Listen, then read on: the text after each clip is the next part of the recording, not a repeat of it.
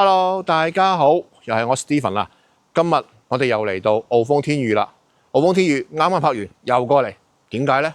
就係因為佢啱啱推出咗173方嘅大平單位，而且呢個大平單位係而家中山144方以上嘅價格比較合理嘅單位，佢嘅價錢單價嚟講係12000到13000左右。大家有時間跟我上去睇睇。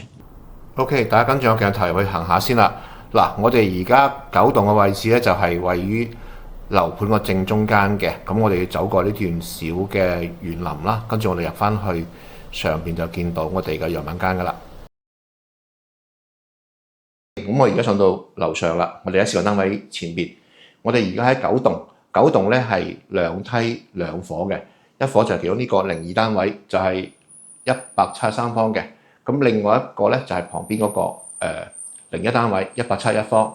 咁 OK， 咁我哋而家跟我哋鏡頭去睇睇下。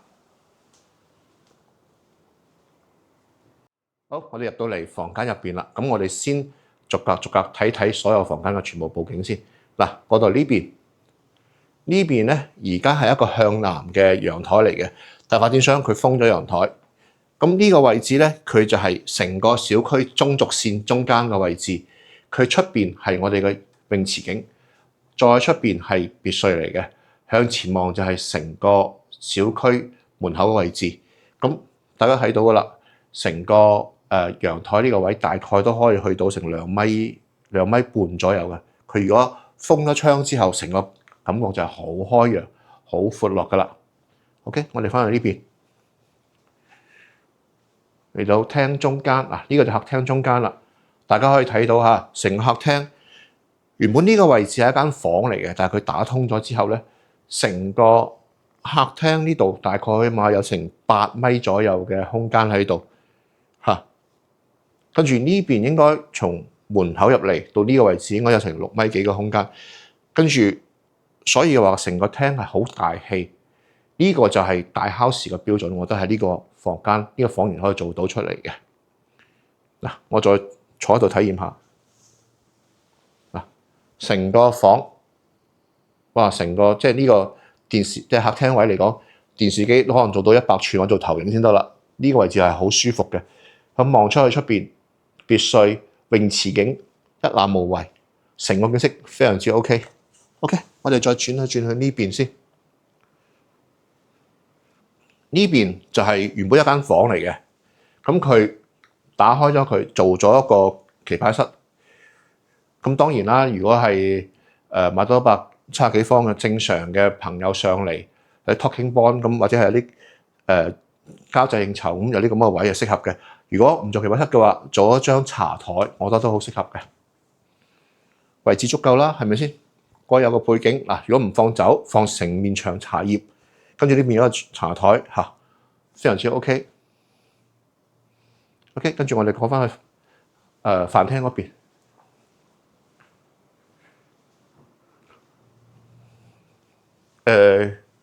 先講廚房先嗱，我哋而家嚟到個廚房，因為佢交付嘅時候清水房係無坯交付嘅，呢個係一個實牆嚟嘅，到時呢個係一個有個門喺度，入到嚟呢個就係一個廚房位。其實廚房咧，如果正常嚟講，買到呢個位置嘅話，其實呢個廚房係足夠使用噶啦，包括咗可能起碼有2到3個人多喺度煮餸啦。咁該有嘅配套啦，灶頭洗手盤、雙盤洗手盤嚇，跟住再加上呢個雙門嘅冰箱嚇、焗爐，全部都齊晒噶啦。跟住再加倒台啊，呢個非常之適合嘅。咁呢邊就係餐廳位，餐廳位你大平層嚟嘅標配都起碼一張8人台啦。咁而家呢個就8人台啦。咁你呢邊6個位，前後各2個，咁成個再起嚟咧，朋友又好或者我哋一個大嘅家族都好，平時食飯係絕對能夠滿足到噶啦。OK， 跟住過嚟呢邊嗱，呢邊就係向北嘅陽台位嚟噶啦。向北陽台位佢呢個位置就望山景嘅，佢後邊就係五桂山300嘅位置啦。咁正常咧，佢喺呢邊咧係有一個推拉門喺度嘅。跟住呢個唔係一個封窗嚟嘅，係一個扶手嘅位置嚟嘅嚇。咁如果封咗，大家可以睇下封咗嘅感覺係非常之唔錯嘅。跟住呢邊亦都係生活陽台嘅一部分啦。咁佢又做咗個好簡單嘅洗衣間嚇，包括咗洗衣機、乾衣機，再加上個洗手盤嚇，其實成個位置係足夠㗎啦。咁呢個區域其實係一個前室嘅位置嚟嘅，佢係送出嚟嘅。你可以喺呢度做翻個晾衣嘅區域。而且呢個位置佢點解話仲送嘅咧？佢呢度可以睇翻，其實佢係一個消防門嚟嘅。佢而家封咗嚇，咁正常去到呢度咧係一個一埲牆嚟嘅嚇。但係佢送咗位置之後，打通咗之後，成個呢個區域做咗個洗衣房，我就好見使啦嗱。亦都有窗開住喺度，通風透氣冇問題，晾衫係好適合嘅。OK， 我哋翻去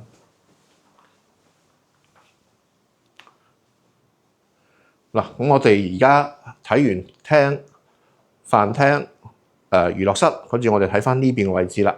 咁呢邊嘅位置咧，係有3間房同埋一個工位喺度嘅。咁我哋先入第一間房睇睇先。嗱，我哋入到嚟第一間房度，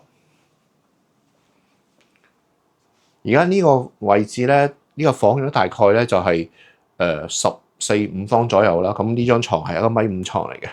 咁大家可以睇到啦，咁佢個窗台冇打嘅，咁你仲可以坐喺度都好舒服下。跟住衣櫃呢邊已經做好晒嘅啦嚇，咁基本上一個都係一個大嘅衣櫃咯。OK， 我哋行翻過去嗰邊。呢個位置係一個工位嚟嘅啦，但呢個工位嘅情況咧就有少少嘅，我覺得偏細咗啦。我偏細嘅意思咧，相對於佢呢個170幾方嘅戶型嚟講，呢個工位其實係算細咗嘅，包括啲洗手台咧，其實呢個位置咧可以做緊大氣少少，呢個都係偏窄嘅啦。個位置坐喺度，其實都 OK 嘅，滿足到嘅嚇。咁樣放呢個流動房應該比較少用嘅，平時都係，但係正常好似主人房，即係173方，如果有朋友過嚟，呢個位置都適合嘅，其實都做得好大氣嚇。OK， 我哋入翻去嗰邊。呢個係第2個客房嗱，呢個正常嘅客房啦。咁令佢沿住個窗台做咗個榻榻米嘅床出嚟，1.5米床嚇。呢邊係衣櫃啊，呢邊都有做衣櫃喺度。咁成個房間都好闊落，大家睇到啦，係咪先？咁如果小朋友或者係老人家，啲老人家唔瞓呢啲床啊，但係都可以安排個床位喺度去住嘅。OK， 跟住過去嗰邊。OK， 入到嚟主人房呢度啦。主人房標配咗豪宅嘅幾樣嘢啦，一個套間、衣帽間，跟住主人房嘅位置。主人房就好闊落噶啦，你睇翻嚇，1.8米大床，望出去都係泳池嘅景色，景色非常之 OK。呢邊做衣櫃，呢度衣櫃係一個好深嘅個衣櫃嚟嘅，所以成個衣櫃嚟講，佢係足夠使用噶啦。咁過嚟呢邊咧，其實就係頭先其中一間房改咗做奇品室之後，預留咗一個位置出嚟，做咗個服裝間喺度。呢個服裝間嘅話，其實可以換衫啦，係咪先？化妝間喺度啊，非常之好實用啦。OK， 我就轉翻過嚟呢邊睇翻個洗手間嘅位置。呢個套間洗手間嘅位置嚟嘅。咁套間洗手間位置咧，其實我覺得呢個洗手間係偏細咗嚇。正常如果呢度可以加多個浴缸，咁啊更加好噶啦。OK， 我哋出去行下。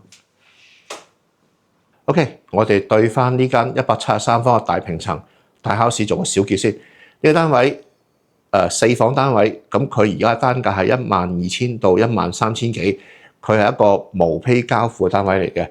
咁總價嚟講應該係200萬左右就可以買到噶啦。咁當然啦，因為無坯交付嘅話，你可能要俾翻啲裝修預算喺度。再預算嘅話，你預咗大概2000到4000蚊之間啦，豐儉由人，喺你嘅裝修成本去到幾多啦？咁預咗可能大概都係30幾到50幾左右啦。咁你其實可以大概250-260左右就可以攞到呢間房落嚟嘅啦。咁所以呢間房係而家大平層入邊比較稀缺嘅，而且亦都係比較優惠嘅價錢嘅單位嚟嘅。如果大家有興趣嘅，可以約 Stephen 過嚟睇樓。Stephen 可以安排中港專車去接送大家過嚟去現場睇嘅。咁聯繫我可以係電話、WeChat、WhatsApp 都冇問題。歡迎大家關注 Stephen，唔該大家。